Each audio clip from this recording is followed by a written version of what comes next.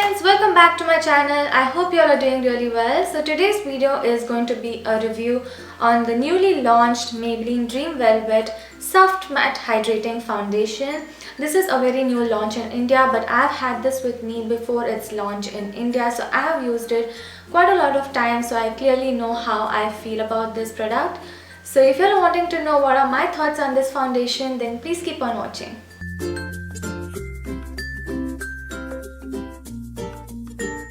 First of all, the packaging is really nice, very convenient to use, very good for travel, a very nice handy tube packaging. So this retails for ₹700 and you get 30 ml of product in this, and the Maybelline Fit Me foundation retails for $525. You also get 30 ml in that.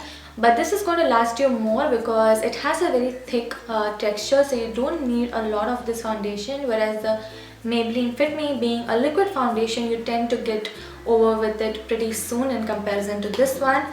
This comes in just 4 shades in India, which is very disappointing. Just 4 shades is not enough for all the skin tones, so really disappointed with that. The shade that I have with me is Natural Beige number 75, and it's pretty light for my skin tone, so again not the best shade range available. And it says that it has an innovative gel with formula. It's supposed to give you a very velvety smooth finish, keeping you feeling fresh and hydrated all day long, and it claims to be a 12-hour wear foundation.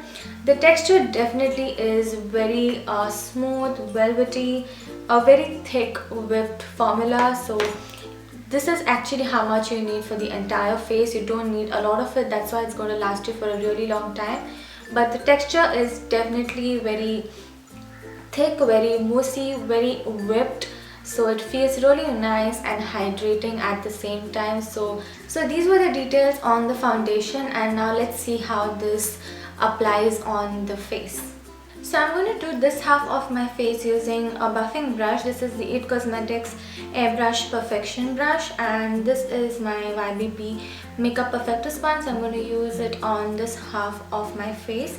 Now before I apply this foundation, one thing I want to mention is that it does emphasize texture on your face. So if you have a lot of acne or if you have a lot of open pores, it does show them a little bit. I would suggest using any good pore minimizing primer before applying this, but today I'm not going to apply any primer so that I do not alter the wear of this foundation. But I'm definitely going to moisturize my face really well because it's winter and my skin needs that extra hydration, and I feel that makeup just glides on smoothly when you have a well moisturized base.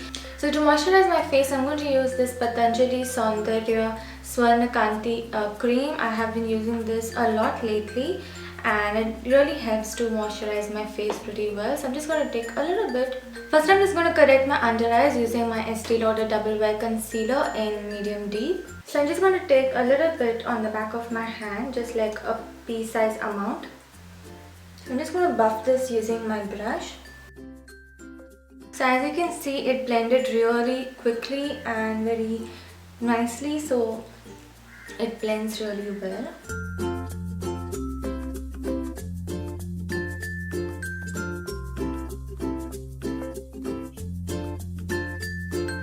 So even with the sponge, it blended really quickly and evenly, and it's really easy to work with, very easy to blend.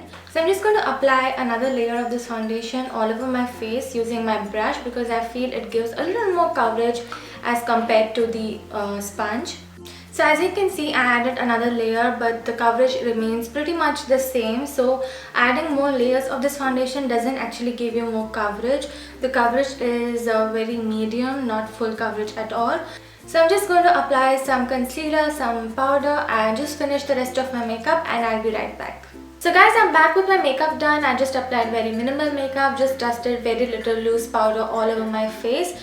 I also applied some bronzer and blush just because this shade is pretty light for me. The finish is very good, it's very velvety, very nice, and blends really easily. In comparison to the Maybelline Fit Me foundation, I would say that the Fit Me gives you a very nice satin matte finish, and even if you layer the foundation, it doesn't look bad, it doesn't look cakey. It definitely gives more coverage than this one.